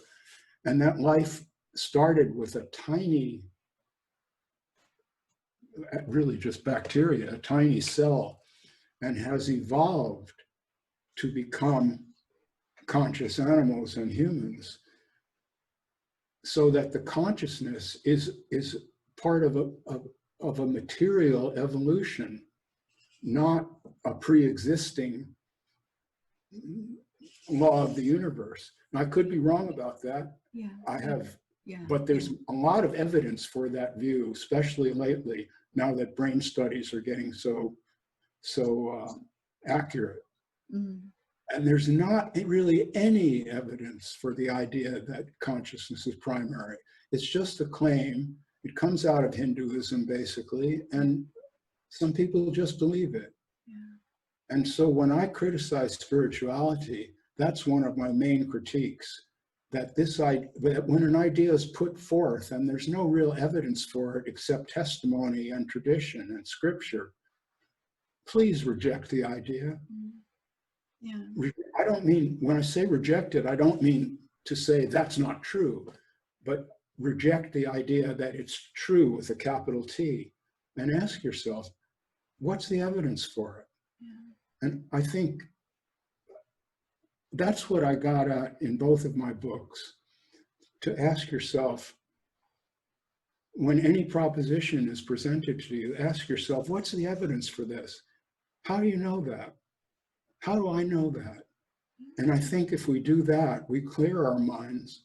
And then instead of being filled with theory about who and what we are, we can observe directly who and what we are, which is my thoughts, my feelings, my emotions, my desires, my understanding. That's what I am. I am my understanding, my thoughts, my feelings, my emotions, my desires, my perceptions. That's what I call Robert, not some connection to so-called source, which may not even exist, or to God, which I don't think really exists. So that's a core. If I have a message, that's right at the core of it, that we need to be epistemological in our approach to this world, by which I mean to constantly ask ourselves when we have an idea that we want to believe in. It's an attractive idea. It's an attractive fantasy to think Jesus will save me, for example. Then you have to ask yourself, how do I know that? Do I know it because it's in the Bible and Mom taught it to me? Is that evidence? See, that's a good question. Mm.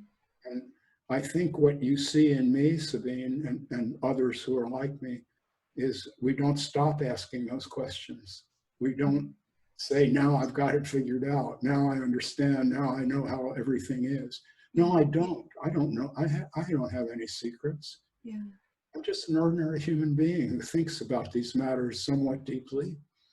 Yeah. And I don't imagine that in my lifetime I'm going to arrive at any answers. And because I have no answers, I think I don't injure the people who come to me for answers. I turn them back on their own Yes. abilities. Yeah. Yeah. And to me, that would be, I would like to see more of that, where the spiritual teachers admit to themselves, I'm teaching these things, but I don't really know them to be factual. I really don't. And if someone would do that, I think you'd get a better class of teaching, much better. Well, not a sermon, that's almost embarrassing. Yeah. It seems to me that most teach different things to what I actually live. You know, after the meeting or before the meeting is one thing, and during the meeting it's completely different story. And this is also what I've seen with you. You don't separate awareness from the what isness. That's what you said in your book also.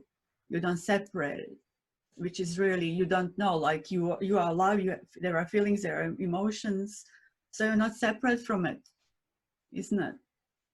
Well, that's another spiritual trope with which I disagree. Mm. And in that approach, the idea is that there's this freestanding awareness that exists, and then there are objects that fill that awareness. They're the content of consciousness, as this is sometimes said. Well, I don't think there's consciousness apart from the contents. The contents and the consciousness are the same thing. They arise together. Yeah. And what we call consciousness is a difficult word. I'd rather just call it noticing. Yes, When we I notice, like that. Noticing is a really good word. yeah, it's noticing. That's what consciousness is. It's noticing. And that's why we have the idea of the unconscious. And a lot of teaching tries to deny the unconscious, and they try to deny psychology entirely. But it's clear to me that there is an unconscious. And for example, my bones are living organisms unto themselves. They have a living core, and that core is sending out signals all the time that go to the brain, they're perceived in the brain. Well, I am not conscious of those signals. I will be if I fell down and broke my back, and then I was conscious of my bones and the signals they were sending, because it was horrible pain. But normally, these signals are being sent from all the organs in the body. The liver is conversing with the brain, the bowels are conversing with the brain, the bones are, the skin, all of this. We're not conscious of that, but that's there. That's unconscious. There are also unconscious desires and thoughts and feelings, which is what emerges in psychoanalysis. We just know this. It's clear. We can become conscious of our dreams, but not all of them. Many dreams occur and they're unnoticed, but they're still there. They took place in the brain. They made changes while they were happening. So they become part of myself. See, that's a much more organic and honest way, I say, honest, I think it's honest, of regarding myself, Yes. not as this freestanding awareness, that's this oneness that's connected to the whole universe, and now it gets filled with little fantasies, such as an oak tree or a cup of coffee. See, in that way, this doesn't really exist. Just consciousness. See? Well, if I drop the cup and it breaks, then I won't have it tomorrow. So I think it exists now, and I hope it's my favorite cup. I've already broken one just like it. And so this is the last one of these. Now, with COVID-19, we can't go out and buy a new one so easily. So yeah, Jesus is gonna look after you and get you another cup. if I pray, If yeah. you pray. Yeah, I like what you say also, like you say about sometimes you have to swallow, and it's gonna be really hard to swallow. It's so good. Oh, that's a quote from my mentor, Walter Chappell. Let me bow to you. Walter came into my life when I was in my 30s and Yeah. late 30s. And he was 20 years older, a brilliant photographer, one of the great photographers of the 20th century. Yeah. And he became aware of my work and told me it could be improved, and decided to mentor me a bit in photography, to my great good fortune. I learned black and white printing from him, and it's a beautiful art. Well, anyway, Walter was also a very aware and brilliant, awake person. And so I learned quite a bit from him in that regard. And one of the things he said to me that I'll never forget, he looked at me, I guess I'd been complaining about something. And he said, Robert, and he's very fierce. You know, some people think I'm fierce, but Walter was really fierce. And he looked at me and he said, Robert, sometimes you just have to chew up your life and swallow it bite by bite. And sometimes, he said, you have barely enough saliva to get it down. Yes. Now that is beautiful. That is beautiful. Really beautiful. Wow. Giving me the chills. Yeah, because that's wisdom. Yeah. That's not theoretical. Mm. That's a common. See, wisdom is beautiful. I have wisdom, and when I said that recently, and my detractor says, "Gee, Robert's so narcissistic. Now he says he's wise." Well, I'm sorry, but you live for 75 years. If you're not stupid, you do end up with a bit of smarts. That's just the way it goes. It's not an achievement. It's just the fact of life. Yeah. So there is wisdom. The actual wisdom can be transmitted from one person to another verbally, just as Walter transmitted this to me, and now I've quoted him, so people like you will read that and say, yeah, that's very good. I like that. Yeah. That's not personal. Yeah. And it's not spirituality. See, I want to separate wisdom. Wisdom and spirituality have nothing to do with one another. In fact, a lot of spirituality is nonsense, not all of it. Yes. There's some of it that's beautiful. I don't mean to impugn that, but a lot of it is just blah, blah, blah, and stuff you have to believe. But wisdom is real. When I say memento mori, that is wisdom. And that is the wisdom of the ages. The Roman generals had this guy whispering it in their ear. And this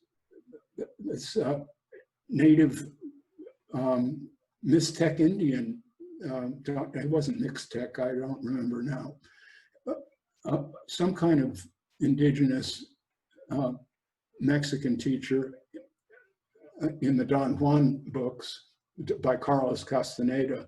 Yeah. Well, here's a bit of gossip. I love gossip. Yeah. Carlos Castaneda created Don Juan. He wrote it as a report, but Don Juan is a fictional character. I have a way of knowing this. Anyway, Don Juan would say these beautifully wise things, like, if you're going to follow a path, find one that has heart. That's a beautiful one. Find a path that has heart. But he also said, your death is always on your left shoulder. Just notice it. I quoted that before. That's wisdom. Yes. It's not spirituality. It doesn't tell you how to get out of it. It doesn't tell you that you were never born, so you'll never die. That is wisdom. So when someone speaks with wisdom, shut up and listen. Yeah.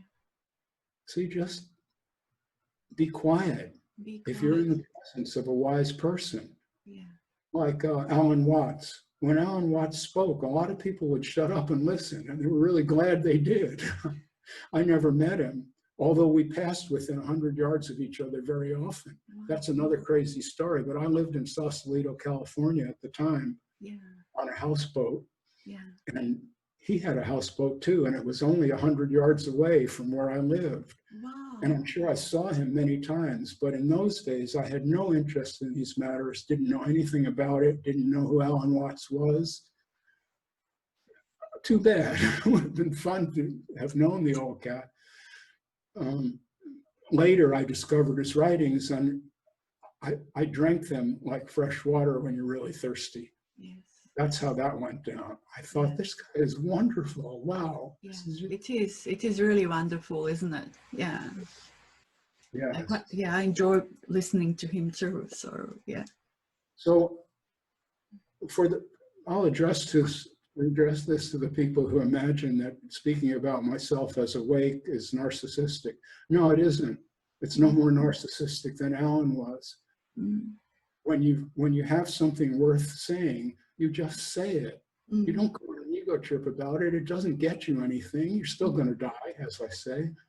But you also don't pretend to be completely ignorant. I mean, you have learned something. And Alan did the same thing that I'm doing. He cited his sources. He said, this is what the Chinese Buddhists said about this, and this is what the Hindus thought about this, and I'm doing the same thing. And if there's wisdom in it, let's extract that in a form that's useful in the 21st century, that fits into this tech world and this world where we understand brains the way they didn't 100 years ago or even 50 years ago, and let's deal with it. If I have some way of expressing that helps someone to deal with it, beautiful. It makes me really happy. But that doesn't make me this great person. It's just another voice. There's wisdom voices all over the place. If you tune in, you can hear them. There's Tim Frankie I heard yesterday. Yeah. This wonderful wisdom. I'd advise someone to pick up on this cat. Very good, very lovely. Yes. So, do you know who that is, Tim Frankie? I've seen a meeting.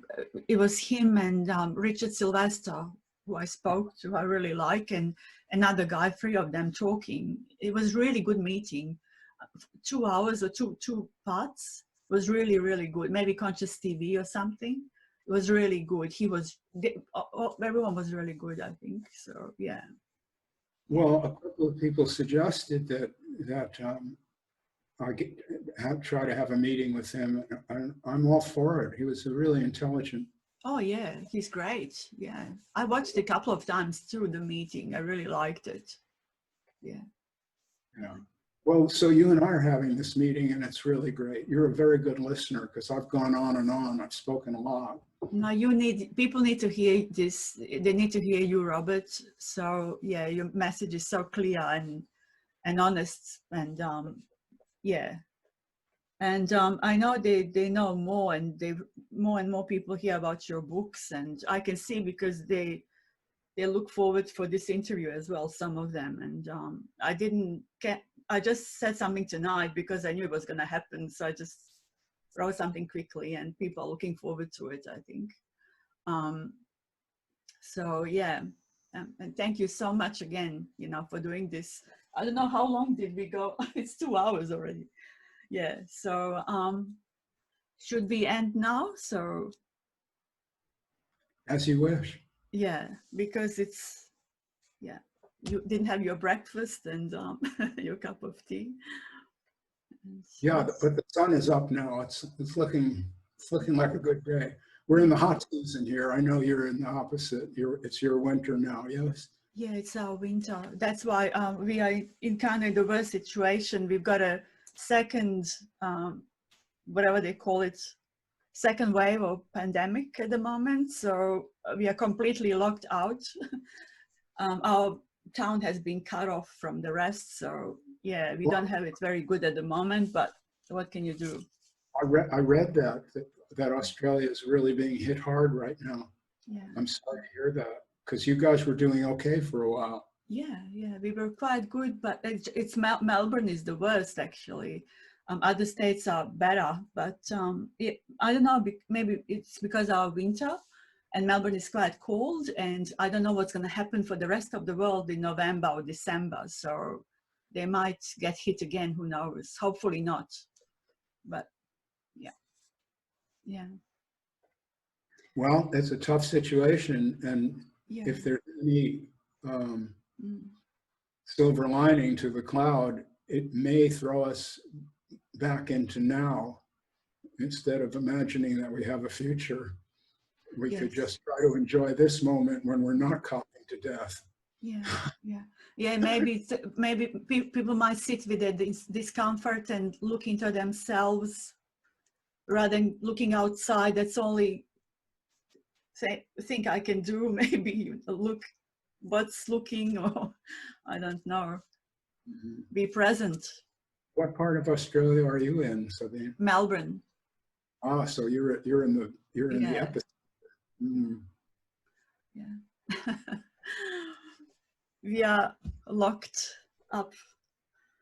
And yeah. Okay, Robert, thank you so much. I don't know if I've forgotten anything. I probably remember later. I haven't asked him, but yeah. Look after yourself. I hope you get better. And, thank you so much. Yeah. Thank you for showing my books. I would really like people to read them. Yes. Yeah, I do recommend them. So really do. If I love them, they must be good because I'm very picky. Oh, that's great. Yeah. That one and that, like, they're both good in their own way. So depending on our thing and the 10,000 things, seriously, they're so good. They're quite different, aren't they? They're very different. They're both unique, you know. It's the same but very different. Yeah, depending on nothing, I wrote after living with the aftermath of the first one for a couple of years, and people asked a lot of questions, and that kind of helped me to focus on some of these issues in a more granular way. So depending on nothing is about 3 or 4 times longer than yes. 10,000 things. It's a pretty long book, 600 pages, this one, is it? Yeah. 600. Yeah. Yeah, but they really, like, the 10,000 things, it's like, I don't know, it's just, I was like, I said to someone, I preferred depending on our thing. Then when I read the 10,000 things, I said, no, I don't, I couldn't tell really which one I prefer. I can't choose. That's beautiful. I'm just glad you enjoyed them, Sabine. You know, it was good. Thank you for writing, and thank you for your time, and say hello to your beautiful wife. I'll do that. She's gorgeous. I saw her a little bit in the gathering. Yeah, we've been together for 45 years. I'm really very fortunate to have such a person who loves me. Yeah. You were such a handsome couple. I saw the pictures when you were younger somewhere. Someone sent it to me. She was so beautiful, like gorgeous. She still is. And you had short hair and you were a photographer. Really beautiful couple. Yeah. We used to have a lot of fun in those days because we were mistaken for celebrities a lot. We weren't celebrities, but we would go places and be given the royal treatment. It was very funny. Yeah. You did look like celebrities, so yeah. Anyway. Well, look what time has wrought. Poor old guy. No, you've done well, Robert. Thank you. Yeah, you still that funky look and all of that, like a artist look and all of that. So. Well, you know, I just stopped cutting my hair about 3 or 4 years ago. That's what you got going on here, and that's very convenient now because some people, I understand. I don't know if they're doing this in Australia, but people in the U.S. are all upset about not being able to go to the barber. not they, you know, how do I get a haircut in the time of COVID? Well, how about not getting one? Well, you are an animal, it's okay. It can really grow. Won't kill you. Very practical now. So yeah. All right, we should say goodbye. Thank you. Okay, you have a good day and all the best, you know. Thank you so much. It's been great, Sabine. Thank you.